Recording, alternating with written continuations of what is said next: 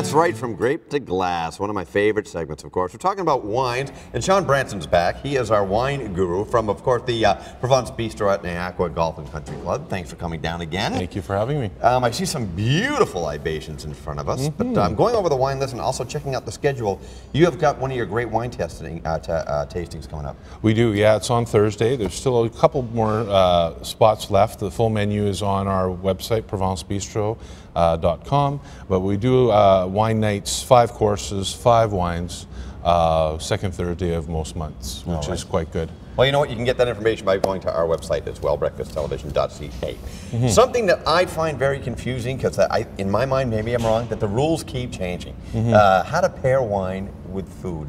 Is it still, I've heard it's basically, it's what you want to have, but is it still white with fish and poultry and red with beef? Yeah, I mean, the old adage that, you know, whites with white meats, with fish and chicken, reds with beef and stuff like that still ring true, but there are a lot of different layers to this.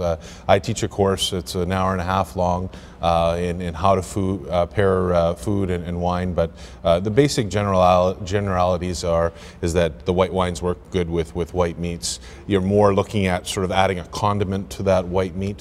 Whereas the red wine, because it's more complex with the complex red meats, it's more moving in harmony or trying to cut the fat of a beef, you know, with the tannins and the mouth-drying flavor. But you know, it's that sort of thing. Basically, there's you know, you can start with the white with the fish and move from there.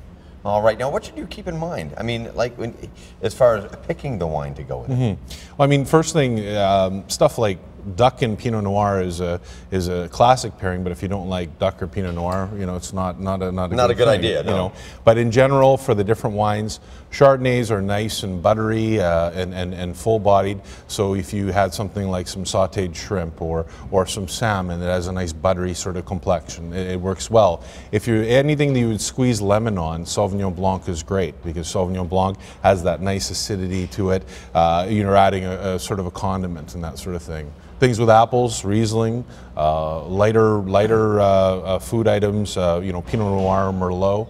Things with stewed fruits in the sauce, Zinfandel. There's generalities. You can go on to, like, internet's a wonderful thing. Yes, it is. You know, you can go there. It's something new. It's catching on. WineSpectator.com has a thing where you can add in wine. It'll give you food suggestions.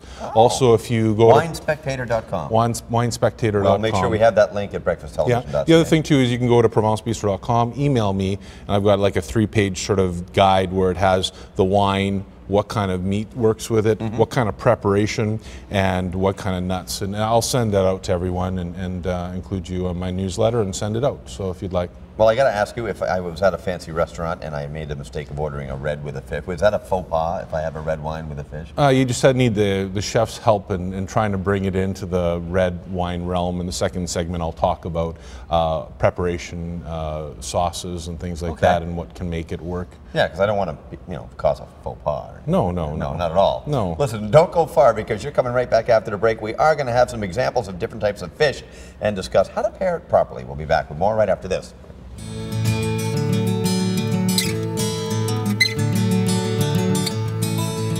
All right, more with Shawn, of course, from Provence Bistro, having a home wine tasting party. And I was just going through your menu here. You have got the patio party barbecue July 8th coming up. Yes, second Thursday of each month we have our wine dinners, and we're doing something a little different. We're going to be doing everything on the barbecue for the wine dinner. Fantastic. May even actually have it all outside. We're just sort of seeing what the weather and how the mosquitoes are at that time. Well, but, I think it'll be a great time. Yeah. But you do a lot of these, though. Yeah, second Thursday of each month we do a wine dinner, and a lot of these things that we're doing today, we do them at the wine dinners and that sort of thing. All right, well, let's get right into it. Now, when you have the wine party, everybody brings a bottle. Should you set a price range?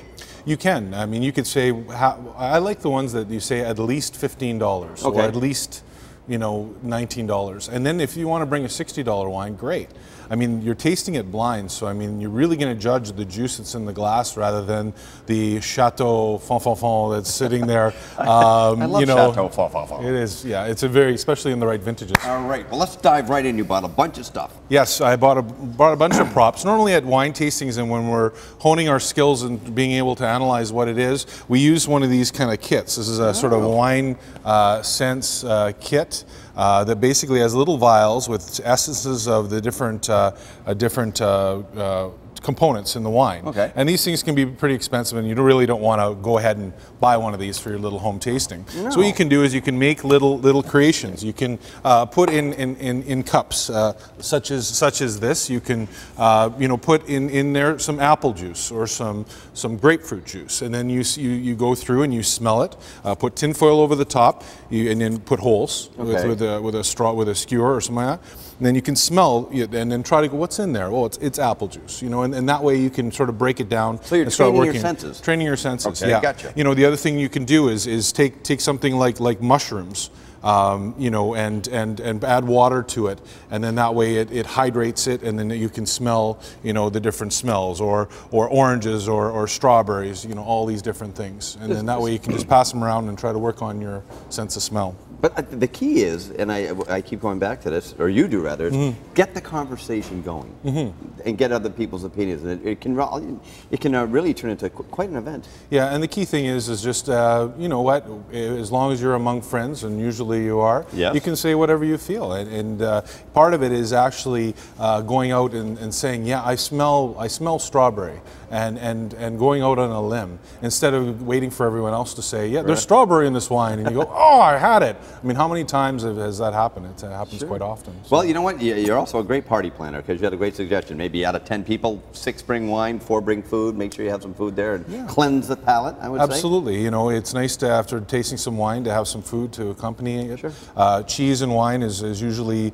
very popular, but always have it near the end, because the cheese will coat your palate with the layer of fat, and then that way you won't be able to taste the wine as well. So. Good trick if you're drinking $8 and $9 wines. Serve the cheese right away. Once again, Shawn, I walk away from these segments knowing way more than I did going into it about wine. Thanks so much for popping by. Where can they find you, folks?